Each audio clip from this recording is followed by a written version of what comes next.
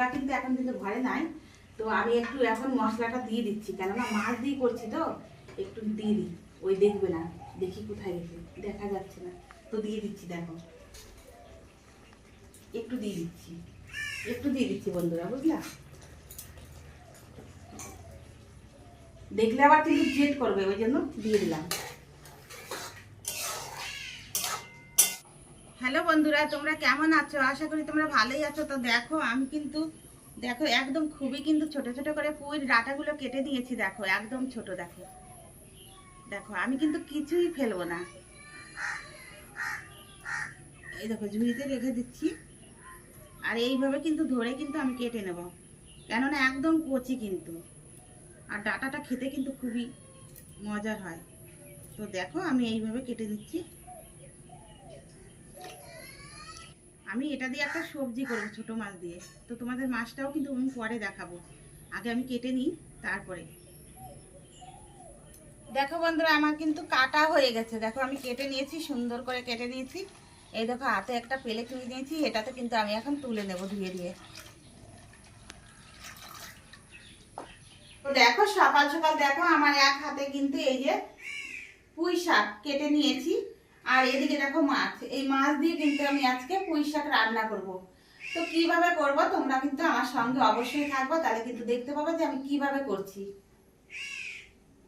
দেখো মাছটাকে কিন্তু প্রথমে আমি মাখিয়ে দেব হলুদের গুঁড়ো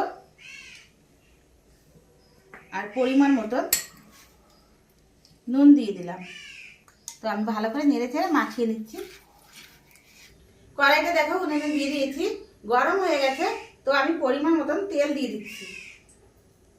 আমি এক এক করে মাছ দিয়ে দেব।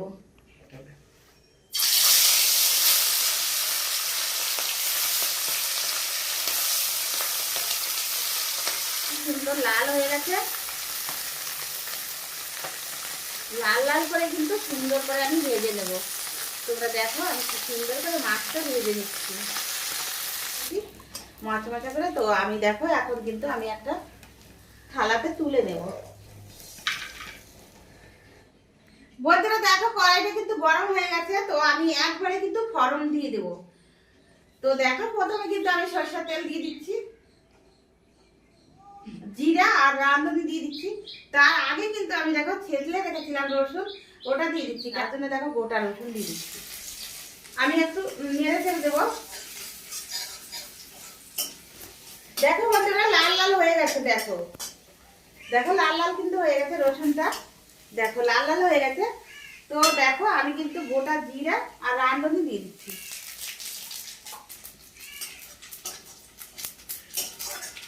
দেখো যে পুঁই শাকটা ওটা কিন্তু আমি দিয়ে দিচ্ছি।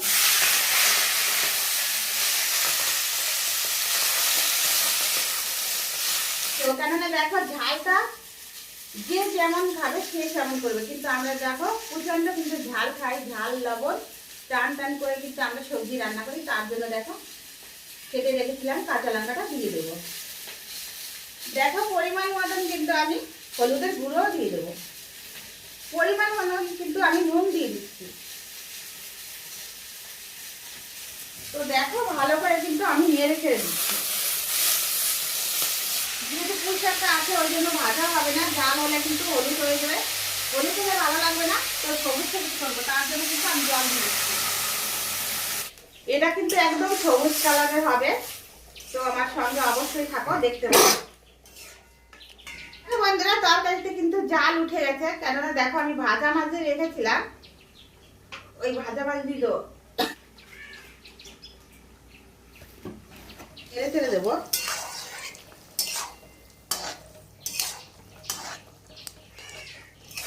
ঢাকা দিয়ে রাখবো।